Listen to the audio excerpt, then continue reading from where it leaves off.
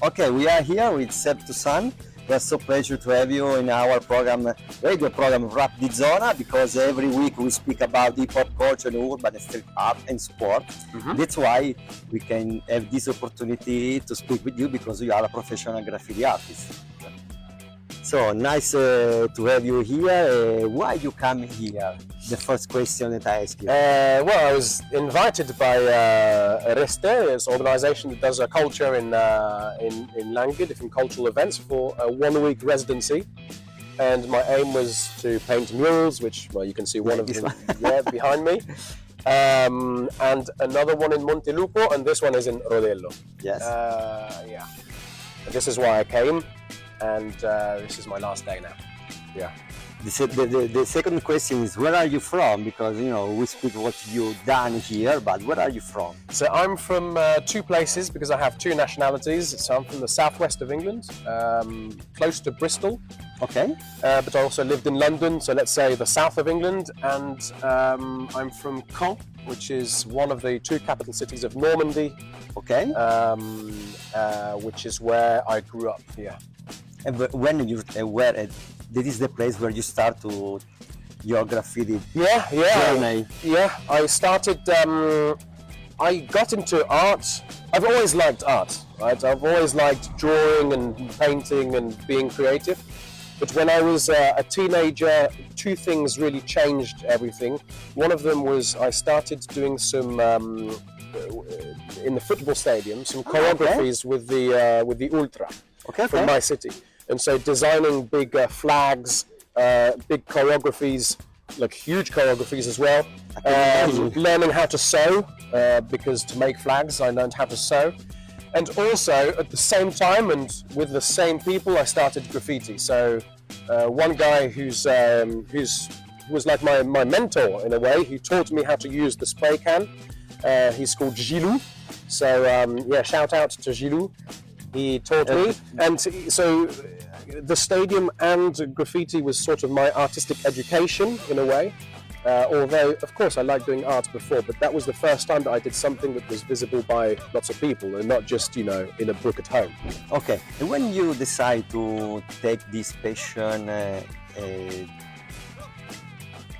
decide to come to be a really professional artist? Because for the beginning, I think that you done the kind of graffiti are just for passion, for your friends, for your city. Yeah. But there are a moment that you have to decide what I have to do with my life. In 2011 and 2012, I did a cycling trip around the world with my two best friends, who are also from the same group of Ultra.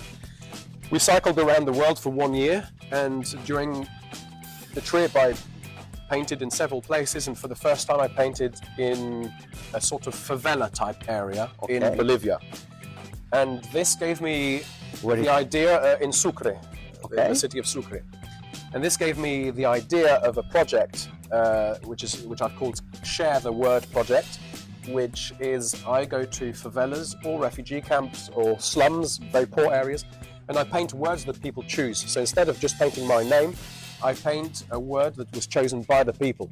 I've been doing this project for 11 years, usually twice a year, and this project is sort of an ongoing project through my career as an artist.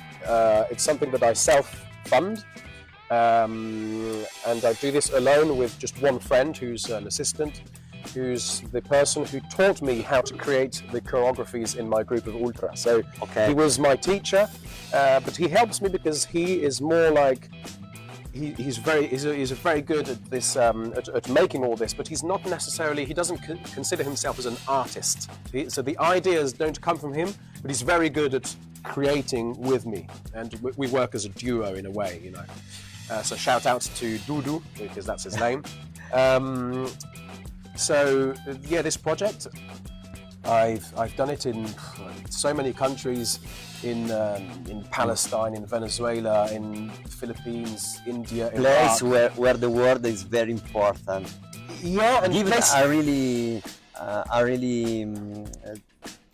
attention to the words that the people use. Yes, but it's also because I work in communities that nobody listens to.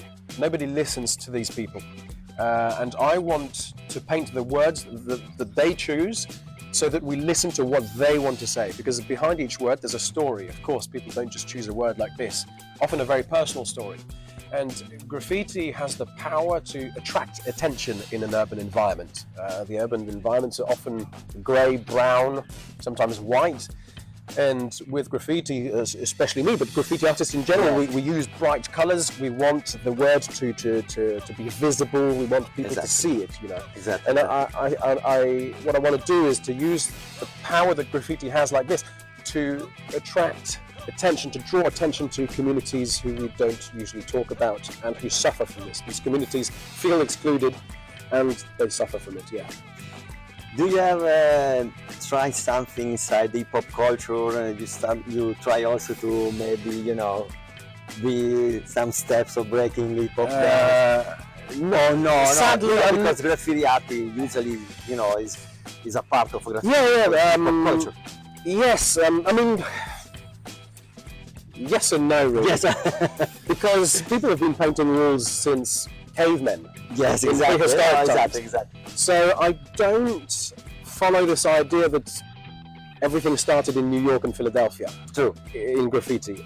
This is a very Western way of thinking things, and spray cans, I use spray cans for this one, have been a real part of hip-hop culture, of course. But when I'm in, I don't know, in Niger, in Mauritania, I don't use spray paint because they don't have spray paint. Yes, and it doesn't matter, it's still my job. So yeah, but dancing, sadly, I can move my body, and I have to move my body when I paint this. But move my body on the rhythm with flow is not really my thing. You know, it just doesn't come out like this. My brother does DJ though, and I have a family with people who love music in general. But I don't think that I've got that in my genes. When you do your paint, your graffiti, you listen to music? When I do my paintings on canvases in my workshop, yes. When I'm out on the streets, no, because I don't want to be in my own little bubble. Okay. If people come and want to talk to me, it's cool because I'm painting for the community. So I want the community to see this. I want the community to be able to talk to me. But when I'm in my workshop, yeah, of course, yeah, I often work with music, sometimes podcasts, but music, yeah, of course. And I've always listened to rap. I mean, since when I was a kid, my uncle in England made a little cassette, you know, the audio cassette. The mixtape. Yeah, and there was some Wu-Tang Clan on there. Oh, and, nice. Yeah, and that was my, I think, introduction to rap, and the first music that I sort of chose to listen to was that, with old things from maybe Biggie and the Wu-Tang. And then of course there was a big Eminem era, because I was born in '88. Yes, so it was a good year for it was a good year for me, and I think he's a great storyteller. He can tell a story like no one. And I listen to rap today, some French rap, some English rap, and Kendrick Lamar, of course. Yeah, of course, you can hear it. Thank you so much for your time. You're welcome. It was a very pleasure to take an interview with you. It was a pleasure for me. Really, the people here have been wonderful, really nice, and I'd look forward to coming back. Exactly. Thank you very much. Have a good day. Thank you so much. Bye.